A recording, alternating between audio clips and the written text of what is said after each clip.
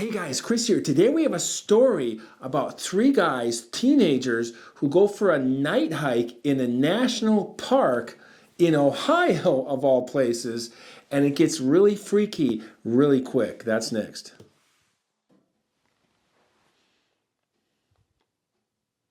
Okay guys, I am in the cabin tonight, and we have tonight's beer is Ham's Beer. And that, it just says beer on it.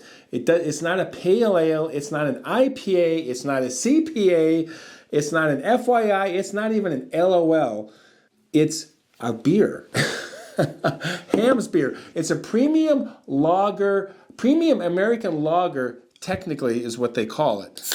But the can says beer. And that is the beer refreshing from the land of sky blue waters, which is Minnesota, where it originated in 1865, and I'm from Minnesota, and I remember going to the Minnesota Twins baseball games with my brother and my grandfather, and they had the Ham's Beer Bear in like the programs, the promos, and a mascot of the Twins, the Ham's Beer Bear. I remember that growing up, so cheers.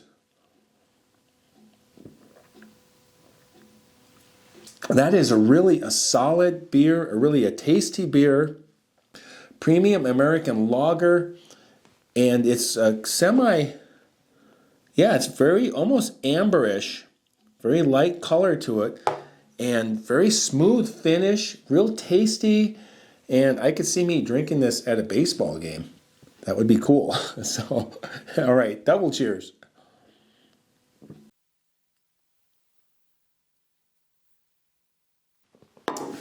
Okay, for this week's comment, this is from Original 6, 2 X's. Thanks for the video. Just this past weekend, my husband and I were camping on a relative's property near Tionesta, Pennsylvania. Hope I pronounced that correctly. In the middle of the night, we were awakened by what sounded like dogs barking at coyotes that were yapping across the woods. It was quite noisy with the sounds of both dogs and coyotes. But after a couple minutes, there was a different noise, a howl that was neither dog nor coyote, and with that howl, there was complete silence. The dogs quit barking, the coyotes quit yapping. It was very odd and spooky. Oh my gosh. Yeah, animals, wildlife know when to shut her down and be quiet. I can bark at the cat, the mailman, the neighbor. As soon as there's a Bigfoot, I'm going to shut my barking down. No more barking for me. They know better than to give themselves up like that. So, all right, comment of the week. So our story takes place in northeastern Ohio in the Cayahoga National Park. Really interesting. This national park is located between Cleveland, Ohio, and Akron. There's a national park there, established in 1974 as a national rec area, and in the year 2000 became a national park. 32,000 acres with the Cuyahoga River running right through the middle of it, forested ridges, tributaries that come in from the sides, wildlife, waterfalls, and history. It looks like an amazing park. And there's also the Cuyahoga Valley Scenic Railway that follows the river and goes through the center of the park as well. It runs north to south, just like the river does. And the Scenic Railway, you can get on that and do tours through the park, and even it'll pick up kayakers, bring them up the river, down the river, drop them off, hikers as well, bring them to the trailhead. And it's like $25-30. I'd love to go do that with Jeanette and then get on, see the fall colors from the train in the Cuyahoga Valley National Park.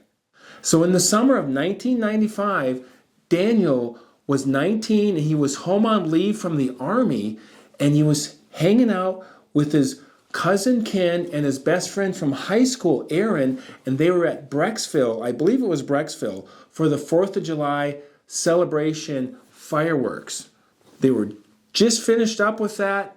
They were hanging out, and Daniel said, hey, why don't we go to Cayahoga and go down to the river where we used to hike and do a night hike tonight along the tracks? And both Aaron and Ken said, okay, let's do that. We've never done that before. They've done several trips there along certain stretches of the river, but never at night. So they got in Aaron's car, went down Riverview Road, and I followed this route, and I figured it all out, and took Vaughn Road and just immediate left, and then right into the parking lot there, and there's some national park offices, buildings right across the street there, and the train tracks are right there through the woods. They got out of the car, they didn't have flashlights. It was a bright, moonlit night that night, no wind, nice and warm, and they went through the woods up onto the tracks and hiked north.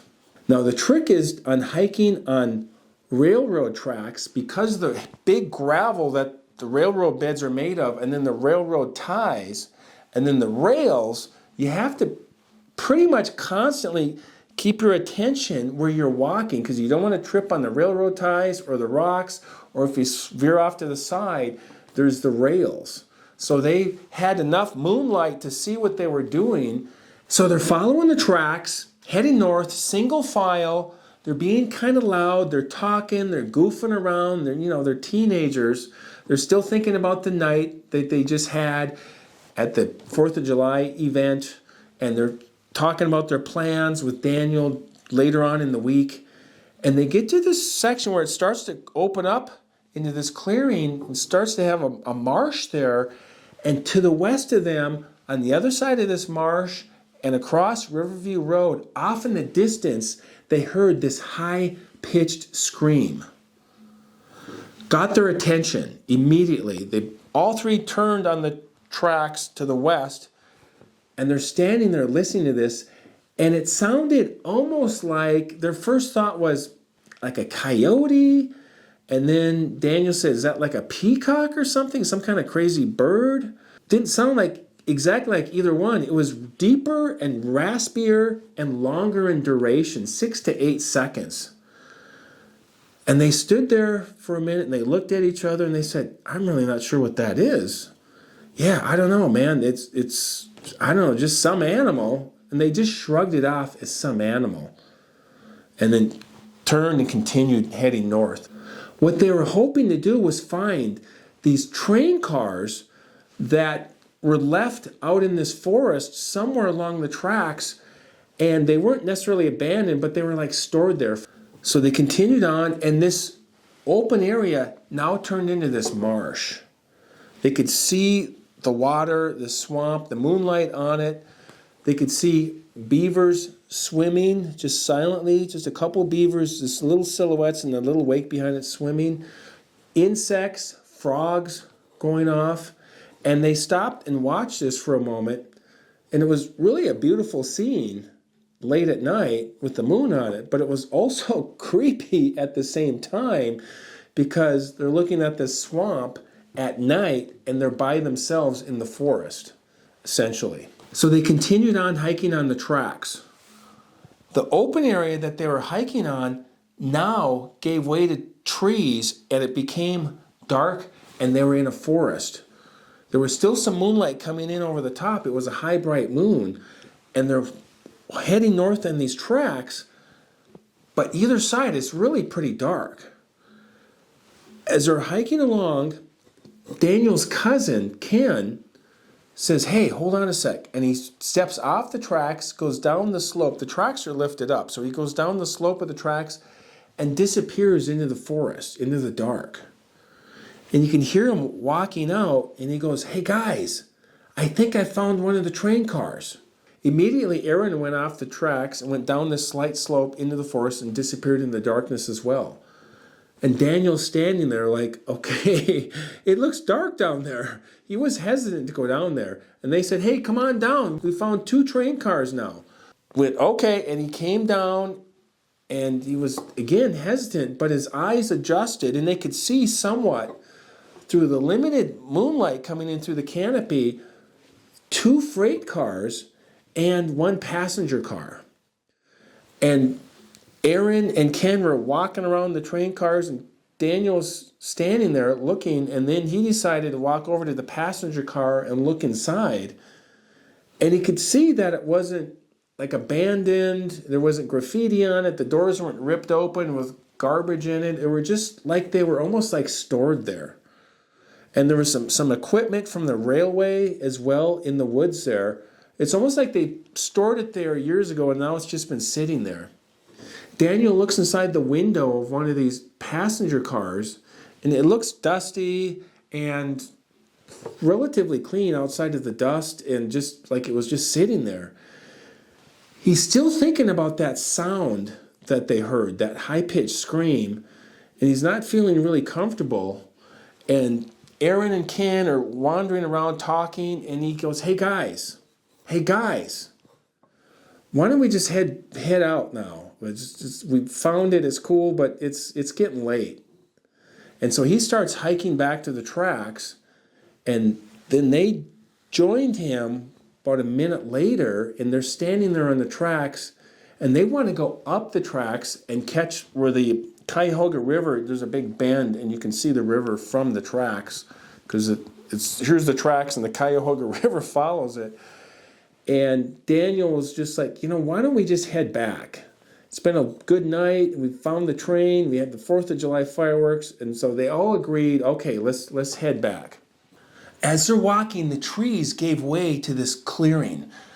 And beyond that was the swamp. Aaron and Ken were up ahead, and they were talking loudly. As they were approaching the swamp, which was on the right, Daniel noticed he didn't hear the frogs anymore. And he didn't see the beaver swimming back and forth in the middle of the swamp. He didn't see anything to the other two guys. They were just about even with the swamp where they had been before. And right then, they heard this loud, angry scream, almost a roar, from somewhere in the middle of the swamp, like 60, 70 feet away, maybe. They stopped dead in their tracks, literally on the tracks, terrified. They all three turned shoulder to shoulder and looked straight ahead. They didn't know what else to do, and they're just waiting. And then right then, from behind some reeds about 50, 60 feet away, they see this large shoulders and this head that was chest deep in water moving towards them. It was in silhouette because the moon was behind it, and they saw these large arms above the water swinging back and forth as this thing was moving rapidly towards them. There was waves that were coming over the front and this wake behind it. It was moving really fast, like it was running underwater. Right then, Aaron and Ken turned to the left and took off running. Daniel's standing there by himself now. He looks and sees them running. He turns back and he can see this thing is massive. He guessed 375, maybe 400 pounds or more. Couldn't tell how tall it was because it was chest deep in the water, and it was moving really quickly straight towards him. He finally turns to his left and starts running south on the tracks. His friends are 25, 30 seconds in front of him, and he's running with everything he's worth. He's chucking his arms, keeping his feet really high so he doesn't trip over the railroad ties, and he's not gaining any ground on his friends because they're running almost at the same speed, straight south on these tracks. At one point, he turns and looks over his shoulder while he's running, and he sees this creature come out of the water, almost to shore now, where they were just about standing. They were on the tracks. This thing was just coming up onto the shore. He continues to run. His friends are now getting close to the forest where they need to turn off the tracks into the trees to get to the parking lot. He takes one more look over his shoulder just for a second. He can see this thing standing there, this full silhouette of this thing standing there on the shore, just off the tracks where they had been standing. He can see his friends up ahead, and Aaron gets off the tracks, disappears into the forest. Ken gets off the tracks, does the same thing, and now they're in the forest. He's 30 seconds behind. He gets to that same spot. He gets off the tracks, jumps down into the forest, comes out in the parking lot. He can see they're already at the car, and Aaron's starting the car up. The headlights are turned on, and he's getting ready to back out. Daniel runs up to the back passenger door, opens it up, and piles in. And then at this point, Aaron just does one back up, not a 3-point turnaround, and it does this big U-turn around out of the parking lot to the stop sign, hangs a quick right, and then right back onto Riverview Road, and they start heading down Riverview Road. They're out of breath, and they're all just like, what in the world was that? Oh my gosh, that was insane. Daniel said it could not have been a prank. This thing was too massive, it was too powerful, muscling its way through the water. The sound was too loud and too animalistic. They were just freaked out by this whole thing. Something they would never forget. Even though this happened 28 years ago, Daniel remembers it like it was yesterday. He still lives in the area, and occasionally he'll drive by that spot. Even though he's never seen anything or heard anything since, he still gets goosebumps when he drives by that spot just thinking about it. He's talked to several people over the years, and they've brought up, before he even brought up anything, that they've heard screams, wood knocks, and strange sounds in that area along the river. His wife thinks he's nuts. He didn't elaborate on that, but you can guess what that really means. He's done some research, and he found a thing called the Ohio Grassman. This very aggressive Bigfoot that has been known to live in the state of Ohio. Crazy. Apparently it's an aggressive Bigfoot from Ohio. I did a little bit homework on it myself, and I found a thing called Cryptid Wiki, and this is what it says. It's a website, and they talk about all these different creatures, just kind of like Wikipedia for cryptids. It's pretty crazy. The Grassman, also known as the Ohio Grassman or the Kenmore Grassman or Orange Eyes, is a tall bipedal hominid that stalks the woods of Ohio, hence the name Ohio Grassman. It is reportedly very similar to Bigfoot. It seems to be much more aggressive than any other Sasquatch species. The Grassman gets its name from the small hut-like living structures or nests it builds out of tall grass. Well, where do they find tall grass? Next to swamps and marshes in the Midwest there. And I've heard stories about this thing going all the way back to the 1800s. I found old vintage newspaper clippings, and back then they called him the hairy man. There was this hairy man that you could be found throughout the United States, and there's many newspaper stories about this from the old days, 1800s, early turn of the century, all the way to modern times. One of the stories was there was a husband and wife on this carriage going in between towns in Ohio late at night, and one of these creatures came out of the forest, approached their carriage, and proceeded to grab the husband out of the carriage and try to pull him out of it.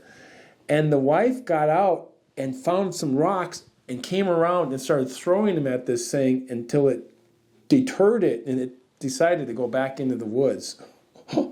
Crazy. Here's some more information on the characteristics of the Grassman. Height ranges from 5 to 10 feet tall, generally in the 6 to 7 foot tall range. Wow, 10 feet tall. Could you imagine seeing a human-like being 10 feet tall? In the NBA, I believe the net is like 10 feet tall. Let's get that guy in a suit. Get that Sasquatch on my team, the Timberwolves. Footprints ranges from 10 to 20 inches long. Some footprints appear to have claws, pigeon toes, or flat feet. Some prints have 3 toes. 1 big toe and then 2 smaller toes. Check out this drawing right here. Really crazy.